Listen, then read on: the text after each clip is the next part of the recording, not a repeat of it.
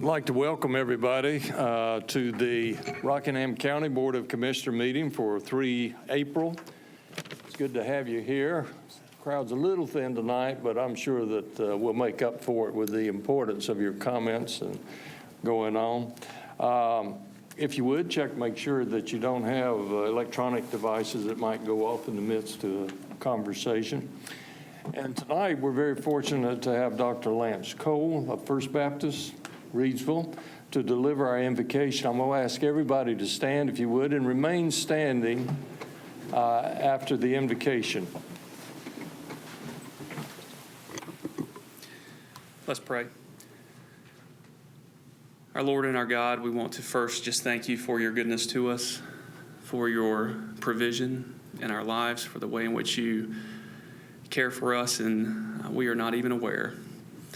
Lord, our thoughts and our prayers and our hearts are still with the people of Nashville, and just ask you to continue to lay your comfort on that community. And Lord, we do thank you for your protection here, and I just ask that that would continue, that you would continue to watch over not only us, but especially that next generation, that they would feel loved and protected, and that you would allow them to be a blessing to this community, because that's what they are. Lord, I pray for this group here as they continue on the business of the county, that you would give them wisdom, that you would help them to feel encouraged and supported by this community. I thank you for our cities and our towns, and just ask your continued blessing on them. Lord, we thank you and we love you. In Jesus' name, amen. Everyone would remain standing, and we'll invite forward Mr. Sawyer Cole and his younger brother, Carter Cole. Sawyer is in the 7th grade and Carter in the 3rd. They are homeschooled and members of our residents of Rockingham County living in Reidsville. They're also members of Trail Life, which is Troop 007. So if everyone would please face the flag and give the appropriate salute.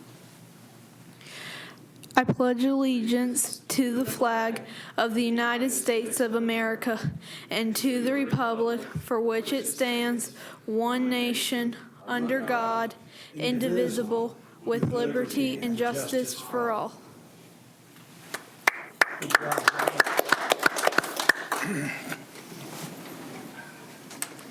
Thank you. Thank you, Coach, we appreciate you coming, Doctor, and best wishes to you. You're going to miss all the action.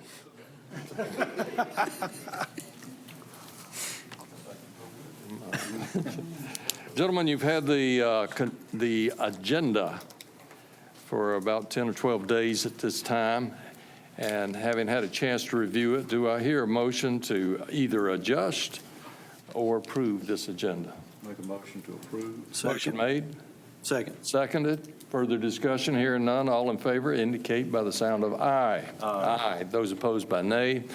This passes. You've also had the consent agenda. For those of you not familiar with the consent agenda, these are generally non-controversial items that we make an assumption don't need a lot of conversation. However, if you have questions about any item, or commissioners, if you wish to bring something out of the consent agenda, questions to Lance Metzler, our county manager. All of that said, do we have a motion to adjust or approve the consent agenda? I make a motion we approve the consent agenda as presented. Motion made. Seconded. Further discussion? Hearing none. All in favor indicate by the sound of aye. Aye. It's now time for our public comment section. That's item 6 of your agenda, if you're following along with that. And we have several folks, but before we start the public comment, I'm going to ask our county manager to explain our process and procedure. Yes, Mr. Chair. The public comment period should be for the purpose of allowing members of the public to present any matter pertaining to county business or items on the Board of Commissioners' agenda. Remarks shall be addressed directly to the Board of Commissioners and not to staff, the audience, or media. The chairperson shall open the public comment period. Any speaker who wishes to speak shall approach the podium and not speak from his or her seat. Each speaker shall clearly state his or her name and physical address when he or she approaches the podium. Citizens shall be allotted 3 minutes. Citizens will be allowed to yield their time on a specific topic by utilizing one more attendee's time. This would allow no more than 6 minutes. Your time will be displayed on the monitor in front of you. The time clock will start with 3 minutes unless yielded time to 6 minutes. You will hear a beep at 1 minute to alert you to wrap up your comments. If you already yield your time or time is yielded to you, then please let the chairperson know in advance. Speakers appearing for the Board of Commissioners will not be allowed to campaign for public office, promote private business ventures, or use language of a personal nature which insults or demeans any person or which, when directed at a public official, is not related to his or her official duties. The Board of Commissioners may accept written comments in lieu of oral statements. Written statements can be delivered to the county manager's office. Mr. Chair. Thank you. Our first speaker tonight is Adam Butterfield, and Michelle Butterfield, I believe, is going to yield her time to Adam. Adam, I'm impressed if she lets you speak for her on a regular basis, so tell us where you live, and then we'd be happy to hear your comments. We live in Reedsville. Did I say my address? Oh, 269 Urban Farm Road in Reedsville. You share a road with Ples McMichael. I can see you don't. Please carry on. My name is Adam Butterfield. My wife and I are both military veterans who have lived all over the U.S. We've moved here to Reedsville because we believed the town had potential. So we were disappointed to see the condition of the South End Elementary School, but hopeful that there would be plans for a new facility. We have a son at South End Elementary, and soon our daughter will join him. I want to say and stress that I believe that the teachers are excellent and passionate and do an amazing job, but they struggle in a building that poses so many problems. South End community has a population that justifies the need for the elementary school, so we would like discussions and action for a new school, not one to close the school. We want the politicians to come together and make a new building a reality. The children of South End deserve learning environments comparable to their peers in our county. Each day, the school county board and the Rockingham County Commissioners fail to work together to make a new building a reality. We fail those kids. The current building is riddled with problems that are of deep concern among parents. I am talking about only one bathroom in the main building, all the way at the far end of the building with limited stalls. A parent told the PTA that their child had wet themselves trying to get to that bathroom. There are many times when the plumbing was turned off, so the limited bathrooms became inaccessible. The gym floor has dips and hills that can cause injury to a small child running. The ceiling constantly leaks. The doors are a security risk because you can shake one of them and unlock it open. There's mold and asbestos. There's a pest issue. The enhancement classes do not have their own classroom. This means an art teacher and a music teacher have been assigned a cart, which they move from class to class. These teachers have to struggle to make ends meet for their students. Due to the lack of space, the media room has been cut in half, and some groups meet during the school day in the library, are being taught in the hallway because they can't all fit inside that space. The secondary building for the kindergartners and the trailers are only accessible utilizing outside hallways. This is a security issue and an unsafe way for kids to move around. There's an inadequate and outdated heating and cooling systems, and the windows don't even function properly. The list goes on and on. I don't think anyone who visits South End would leave believing the school is fit for kids. It has been decades of talk and no new school building for South End. We ask that you work together and make it happen. Our kids deserve it, and it is time to put on your agenda and do the right thing for the kids of South End's community. Thank you. Thank you, Mr. Butterfield. Sarah Carter.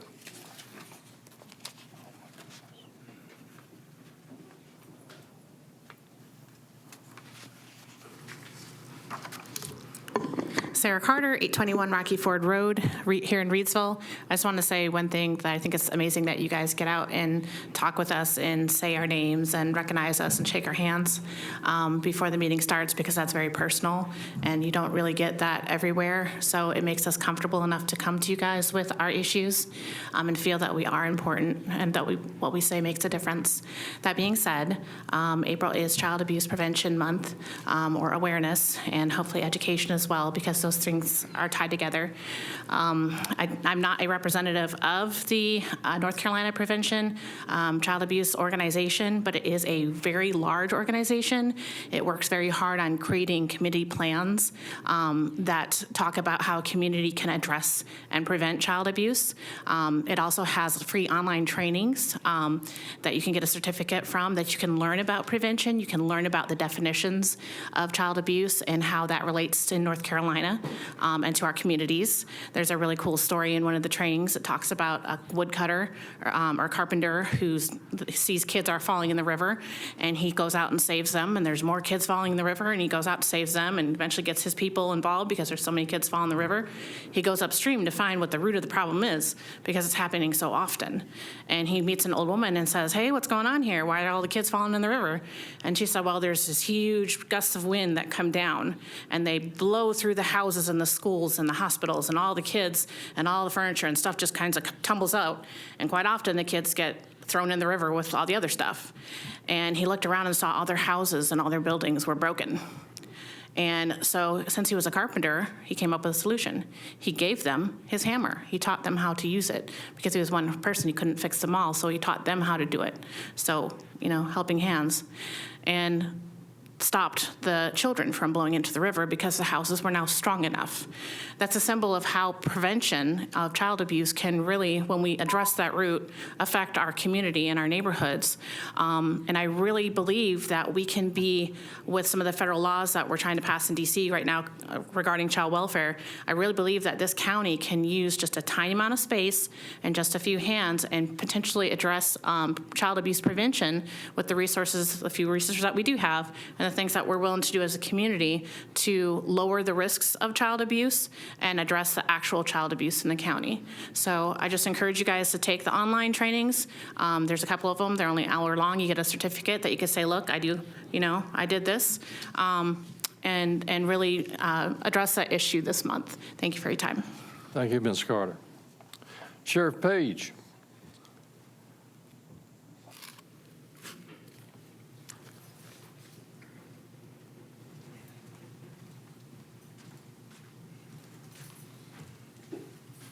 Mr. Chair, Commissioners, just a couple of comments. A few months ago, I came before you and asked you for support and the county manager about bonuses, $100 bonuses for our shifts in the detention setting for officers to come in to assist during the shortfall. We have been running a symposium we ran a few weeks ago. Got some additional personnel on board. I think we're down about 2 short now, and we're going to do another one on the 15th of April. Just to let you know, it's working. I know it's ended, but I want to thank you, and it did make a difference. Number 2, yesterday, about 2 o'clock, we had a search for a 3-year-old child that was missing on Flat Rock Road, walked off from the house, and it was in the area of the Lake Reesville. There was a search that was conducted. We had the support of Rockingham County Emergency Services. Jeremy Shelton came out. He brought a piece of technology that you guys have supported, a drone, flew the drone, coordinated a search effort down there with law enforcement, some of the volunteers, and it was a lot of volunteer firefighters also down in that area. So I guess I'm just trying to tell you is thank you for supporting these types of technology. I understand that Melissa's going to be coming on board as another drone pilot also. That'll give us 3, the capability of searching for persons day or night in time of emergency and help save lives. So again, little 3-year-old was located and brought home safely. And again, everybody worked together. But I want to thank Rodney and his staff for helping to coordinate and work with everybody and all the first responders, and everybody made it happen. But you also made the technology happen by allowing us to have that. Thank you. Thank you, Sheriff Page. Rochelle Tucker.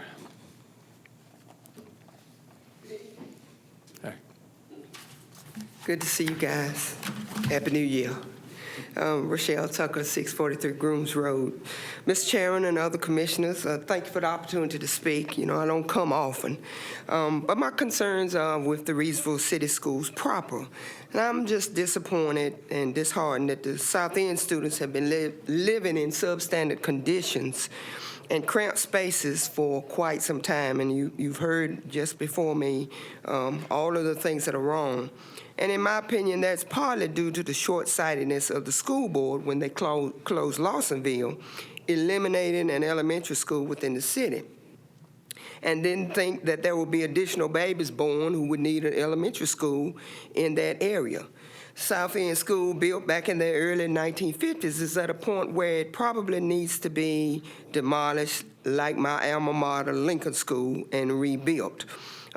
We heard about the bathrooms being substandard, children having limited access to those, gym floor with structural issues, radiator, antiquated heating system, and don't we feel that that's a disservice to our young people, and we owe them better? And it's a little disappointing that the schools within the Reedsville City area proper can't seem to get a new school, but we got the new schools on the outside of the city limits area. And I would like to see us have some conversation with you guys as to what we can do to work towards getting funding for that. We know it's not a condition that came up overnight, and so it would take some time for us to resolve that. But it's been growing more intense across the years. And so I'm here to say that I'm willing to talk with you guys and others to see what we can do to get some funds to support building a new school. I understand that everybody's budget is blown wide open. Nobody has money for anything. But in the words of the former chair of the Rockingham County School Board, Miss Amanda Bell, the words still ring in my ears: your decisions should ultimately be what is best for the students. And so can we not find some resources? Can we not find some state lottery money? And we remind you that we encouraged to vote for the state lottery because it was going to help us put some money into the schools. And so I'm hoping that we will have a chance to either apply for that money or work together to do some fundraising so that we can build the Reedsville school systems or Reedsville school facilities up to where they should be. I believe that we can do better for our children. I think that we owe that to them, and I think that you all would agree with me that we should do and can do all that we can for our young people. Thank you so much. Thank you, Ms. Tucker.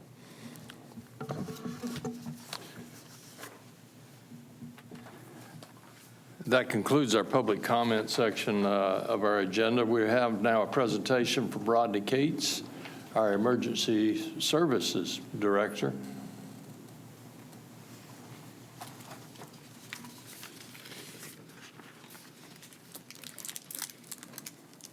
Good evening, gentlemen. I've been talking with Lance, and we've been talking for quite some time over staffing issues, whether it be EMS.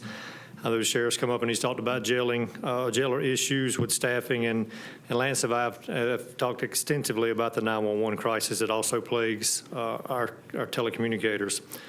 Our members have battled through these staffing issues, but burnout, job stress, and the pursuit of higher salaries continues to be a problem for our 911 staff. I recently looked up an article. It comes from Business Daily News. The article was written February 21st of 2023, so there's current information. It talks about the 10 most stressful jobs.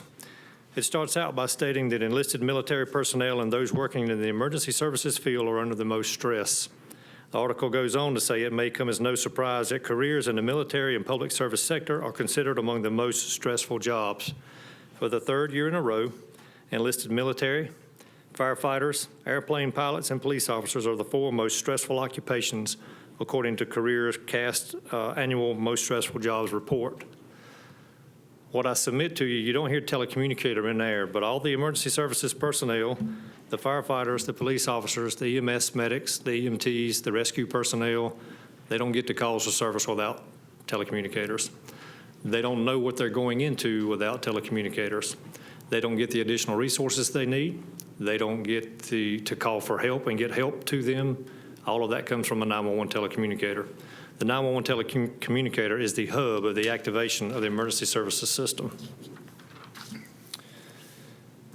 911, again, are equally important to those of the EMS staff, and they're the hub of the activation of the emergency services system.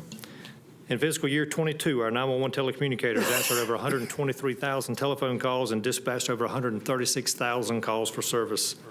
When I talked with our most recently resigned member about her resignation, she stated, and I quote, "I'm working a lot of hours for a little money." An option that Lance and I have talked about is a $100 shift bonus. That's the same thing that some other departments have received for both full-time and part-time members of the 911 staff.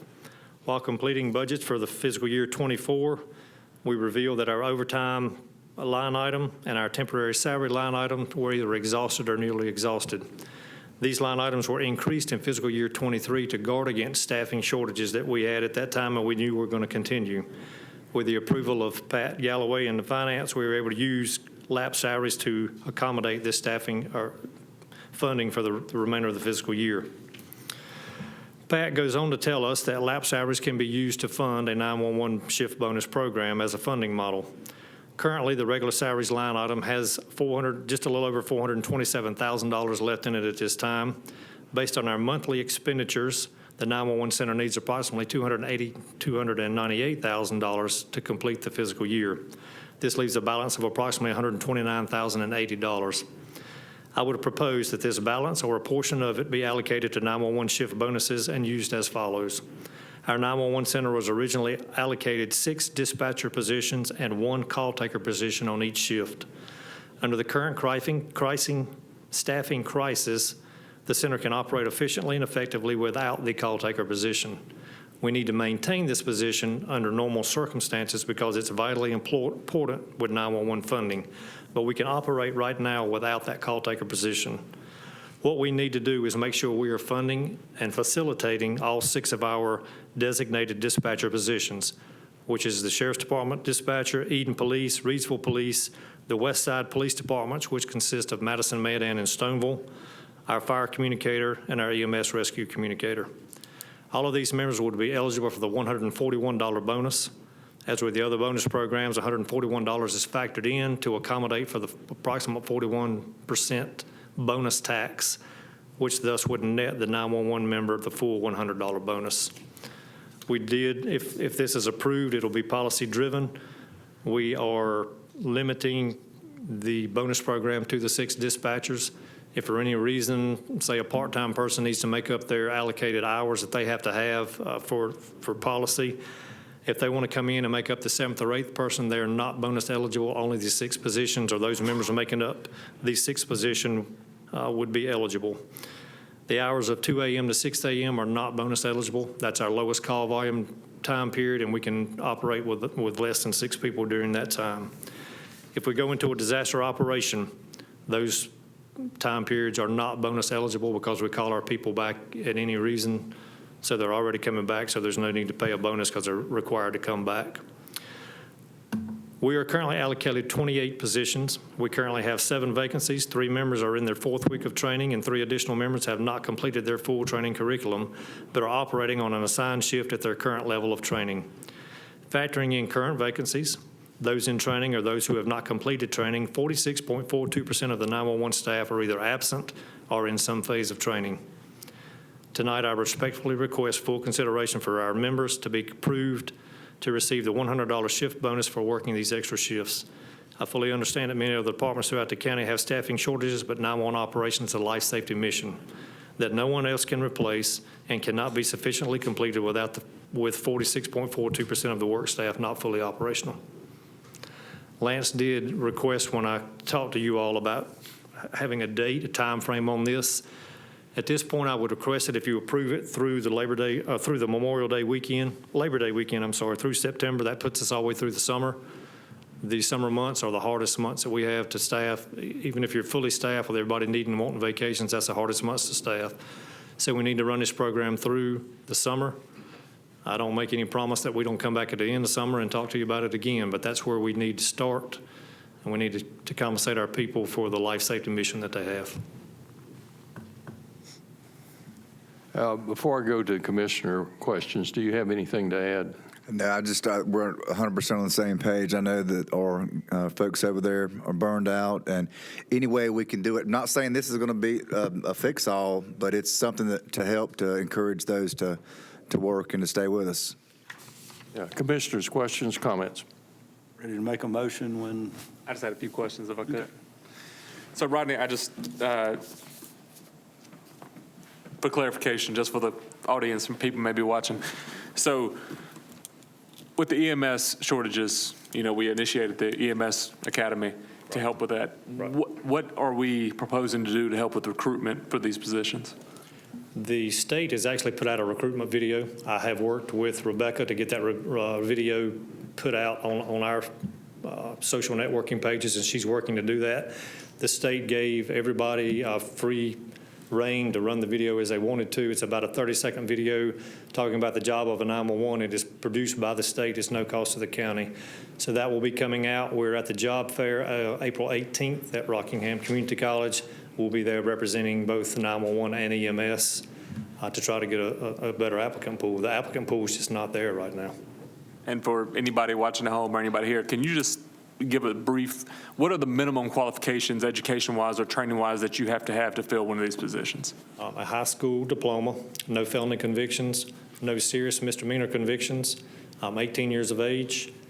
We take care of all the certifications. A customer service background is preferred because that is a lot of what you do is customer service.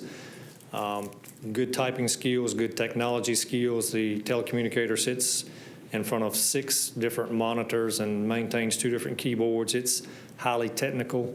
It's highly fast-paced.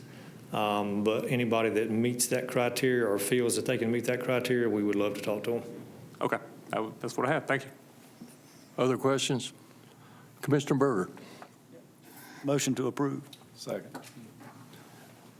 Motion made, seconded. Further discussion or questions? Hearing none, all in favor indicate by the sound of aye. Aye. Those opposed by nay. Thank you, sir. We appreciate it. Rodney does a great job.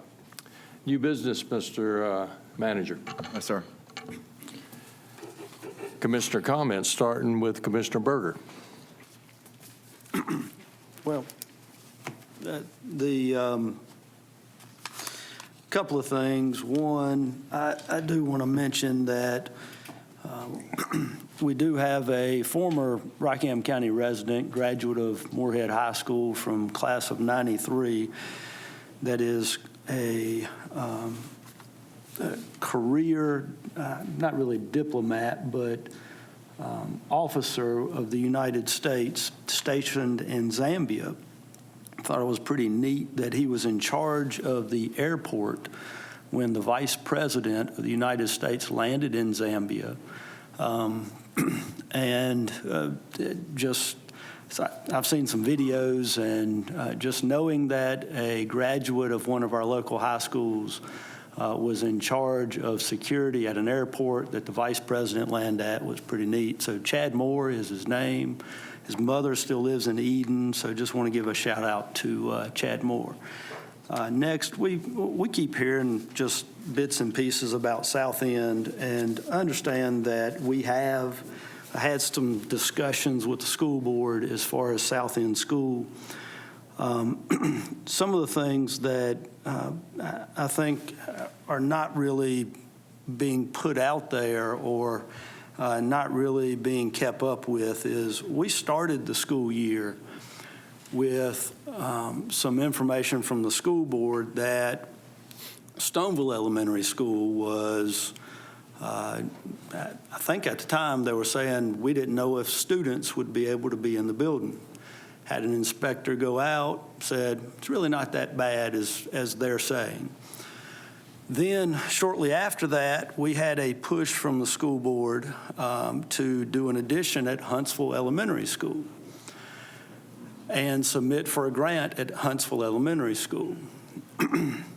We held a special meeting based on that request due to the timing of what they submitted to us, and submitted the request. The request was denied by the state. Since then, with the help of Ms. Pat Simpson and really our go-to person for financing. They helped the school system craft a capital plan, and that is a 5-year capital plan. Now, that capital plan did not include building new schools. It also did not include redistricting. The capital plan, we left that committee meeting. Since then, the school system added addition of South End, or I guess you could say refurbishment of South End School. So that has not been discussed as a committee as a whole, but it was put on there by the school board, not even the school board. The school board hasn't voted on that either. So it was put on there by administration. Now, some of the things that have been mentioned in this joint committee, which is 2 members of this board, 2 members of the school board, have been adding on to schools, which we ended up with that request to do Huntsville from the school board, and we went through the motions to try to do that. We've received nothing back as far as adding on to any of the schools other than that one request. The commissioners that were in these seats 25 or so years ago, working with people in the community, and I'm really not sure how the whole thing was put together, but they built, I believe it was 7 or 8 elementary schools throughout the county. Each of those were built with the ability to expand. They had the foresight of, what do we do if we need to add students? The benefit of expansion is you don't have to build a new cafeteria. You don't have to build a new gym. You don't have to build some of the more expensive things that go along with building a school. And we've asked the question of the school board and the school system, what are we doing as far as looking at expansion of some of those schools? The only thing we've gotten back is a request to expand Huntsville 6-7 months ago. We've not received any information whether they've looked at another school in the Reidsville district that could be expanded that's in much better shape than South End, and that's the Moss Street building. They have more land at Moss Street, which gives rise to a better footprint for a building. I know that one can be expanded,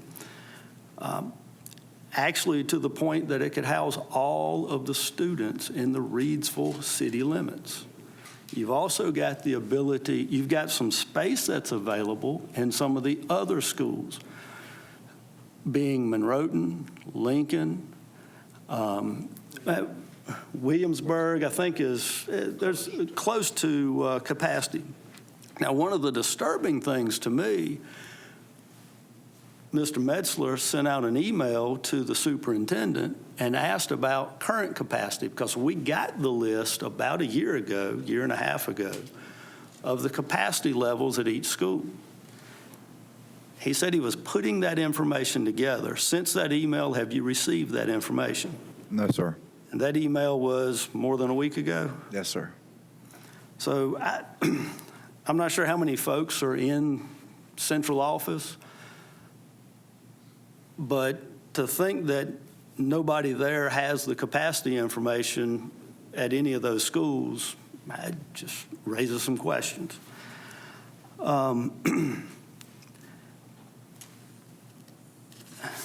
So, there's other information that's been sought, and in the near future, I did receive a phone call within the past week asking what other information do we need, what other information do we want to see other than them just saying we need to redo South End.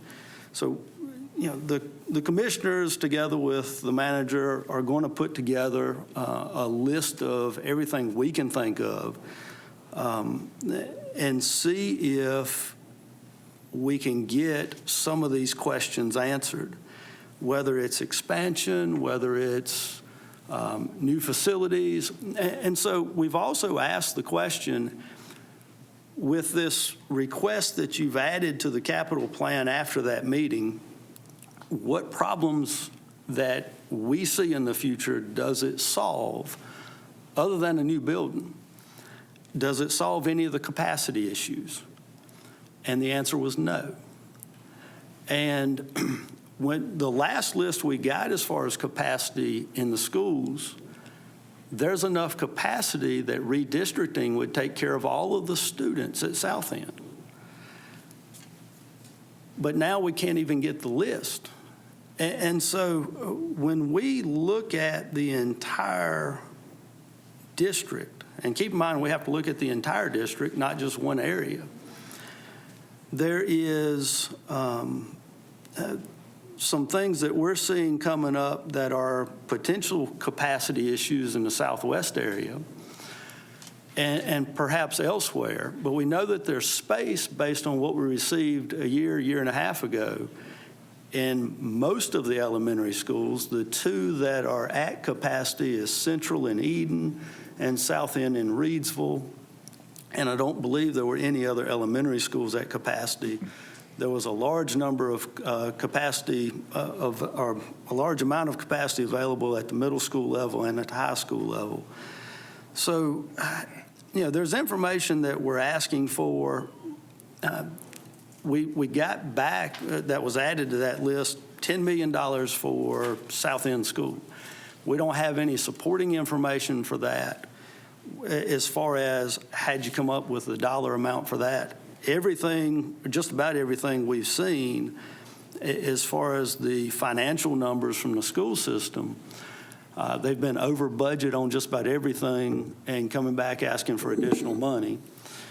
So we don't know if that number is accurate. We don't know where the number came from. We just know that it will not solve any of the potential capacity issues that are moving forward from this point. So we've got a lot of questions as far as, where's this, what does this solve? Where do we go from here? And I'm not comfortable, and in speaking with each of the people up here, I've yet to have a single one of these folks tell me that the information that's been shared with them, that they're comfortable moving forward today. But there are discussions going on, and they will continue to go on because we do know that there's some things moving forward in the future that we will need to address. Just not comfortable at this point that all the possibilities have been looked at, that all the possibilities have been examined, and we're ready to spend that much money at a single location when there's other things that, maybe it's not possible to expand each of those schools. Maybe it's not possible to expand Moss Street to the point that you could actually solve some of your capacity issues. But, we understand that we've got some aging facilities. We understand there's some things to take care of. Where we end up with all of this, we don't know at this point. I don't think it's an answer that we'll have in the real short future. There's just a number of questions out there.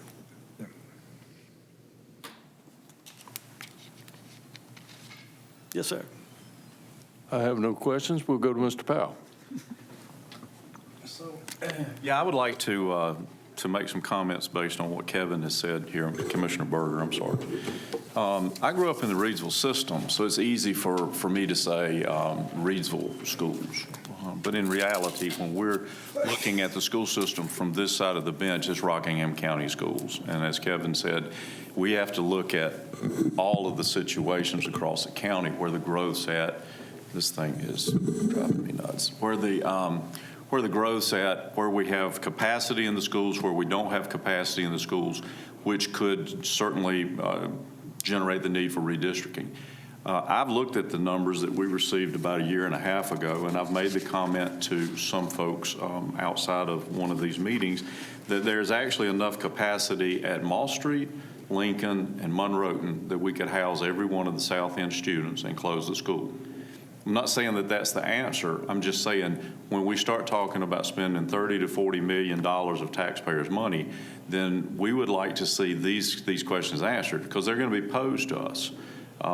So I don't think that it's too much to ask for a plan for building a new school if that's what we need. But part of that plan has to be how do we explain to the taxpayers the capacity we have at some schools where some schools are overcrowded, and how do we explain to them that we had a plan 25 years ago that built schools that we could add on to, and we're not choosing to do that, but we're choosing to spend $30 million or $40 million, whatever the number turns out to be, to build a new school when we could have probably gotten much more traction with less money by adding on to the individual elementary schools and solving the need at that level. I'm not saying that that's even the solution to this. I'm just saying that those are the kinds of things that the school system, the administration needs to come forth and address. And if they can do that in a way that makes financial sense, that says we can't expand these schools because of these reasons, or we can't redistrict because of these reasons. If they're valuable or valued reasons, then maybe building a school is the case. And I've been stopped by teachers at South End on 3 different occasions, and they're very nice folks, graduated high school with them, about this grant that's going around. We can apply for a grant and we can build a school.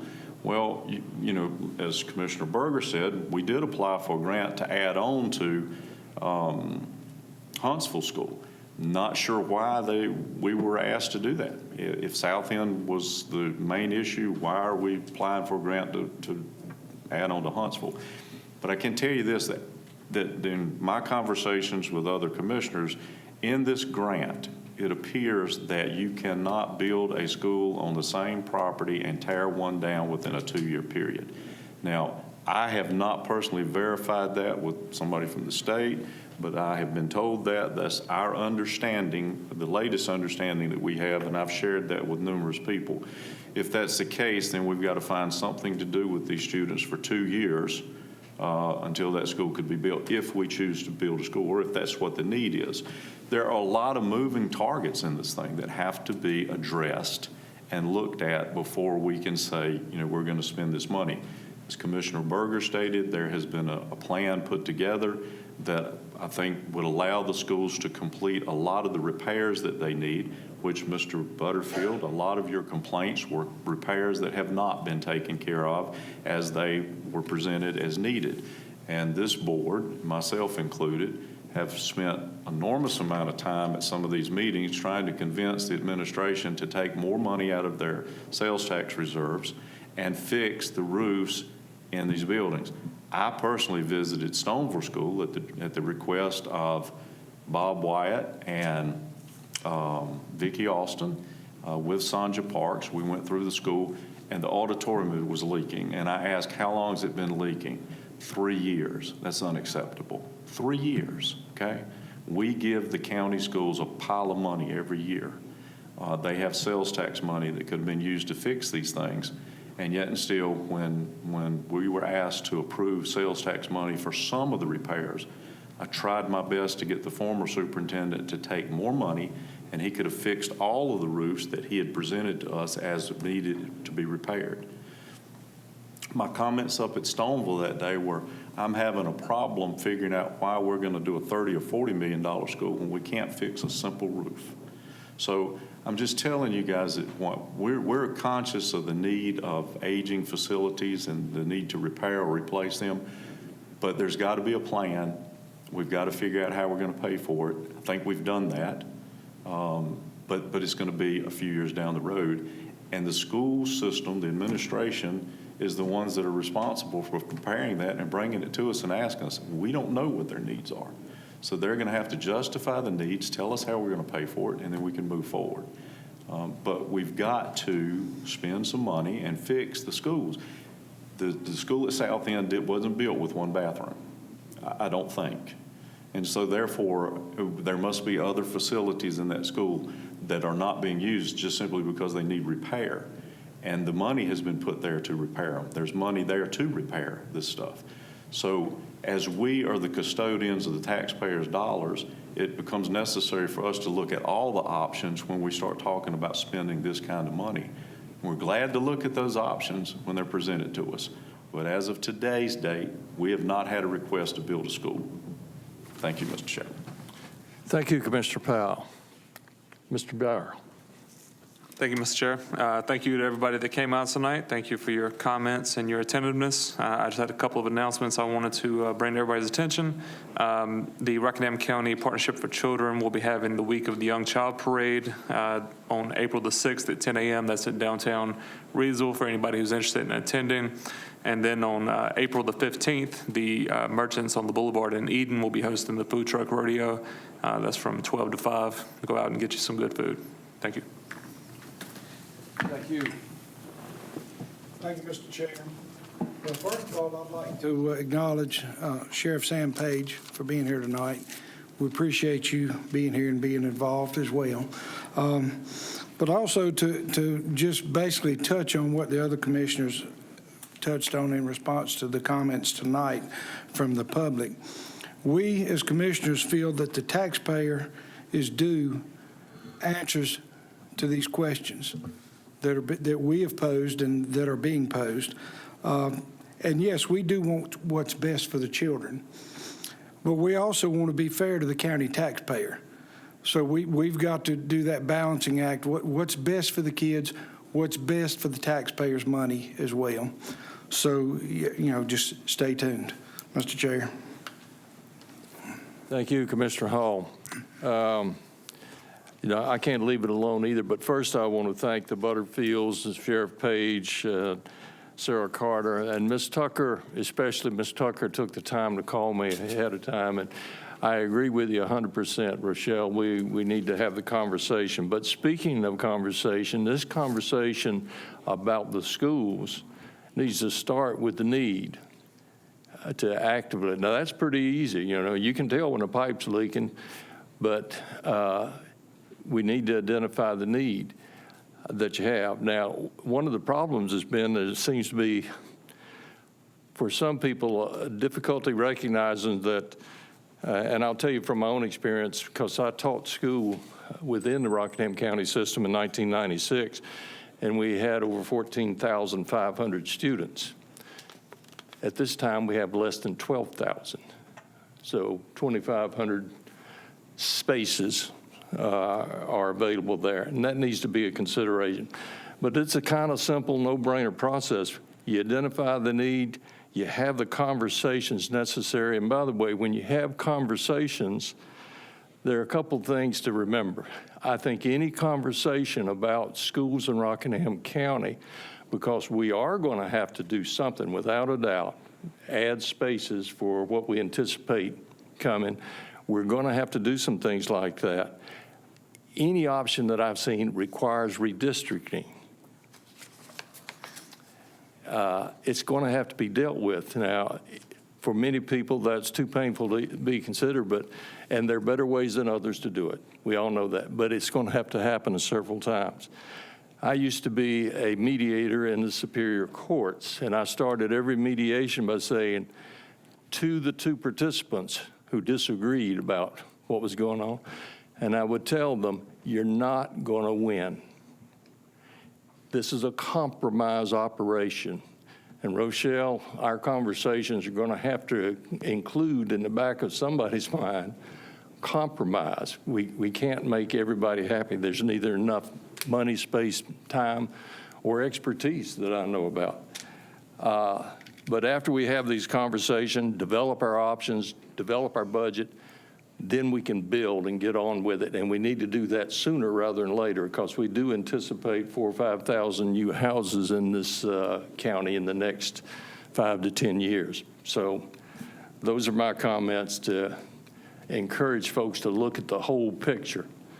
And by the way, to the Butterfields, I went to school in one of those union schools, and In 1955, they were about like what you're seeing now over at South End. So, and the South End's about the only union school left that I know.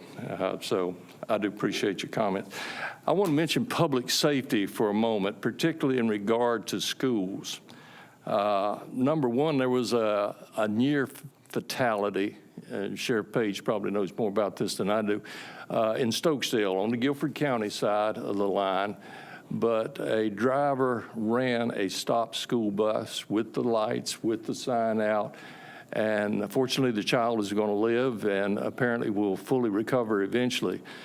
But can you imagine the horror and an unnecessary tragedy? So I'm encouraging anybody listening to this, be doubly vigilant about school safety, especially approaching or being around children or a stopped school bus. There was a terrible tragedy in a non-public school, but still a school in Nashville, Tennessee. Unnecessary. Now, I don't know exactly what could have been done, except that I'm hearing these folks say, well, I told you that this person had a screw loose, you know. I'm just saying, be vigilant from a personal basis. If you see something that's not right, tell Sheriff Sam. Tell the Highway Patrol, tell somebody in authority, I'm not sure something's right. Hopefully that will be an overreaction, but I'm sure we would rather had some overreactions in Nashville, Tennessee. So I encourage you to be vigilant. And finally, this is sort of along the lines of safety, there's going to be a redrawing of what we call flood maps, and this will be of interest to anybody in the county. That meeting, public meeting, will be held April the 24th right here at 3 p.m. to 7 p.m. for anybody in Rockingham County that wishes to comment or find out what's going on. Rockingham County is hosting this public meeting to discuss the new FEMA preliminary flood hazard map. And remember, this is preliminary, so if you have inputs, now's the time to get it while the engineers are still putting it together. The purpose is to give members of the public a chance to review the new maps and ask questions of their local officials on how these maps may affect their property. If your property is currently in or near a map flood zone, you are encouraged to attend and learn more about these maps and the steps, the adoption, and how you could be impacted. And I would submit to you, whether you have property within the flood zone or not, it will impact you because it's your county and there will be adjustments. I will tell you that it is centered around lakes, all the floodplains here in the county. So let me encourage you to participate in that public meeting. Gentlemen, do we have further questions, further business? Make a motion to adjourn. We have a motion to adjourn. Second? Second.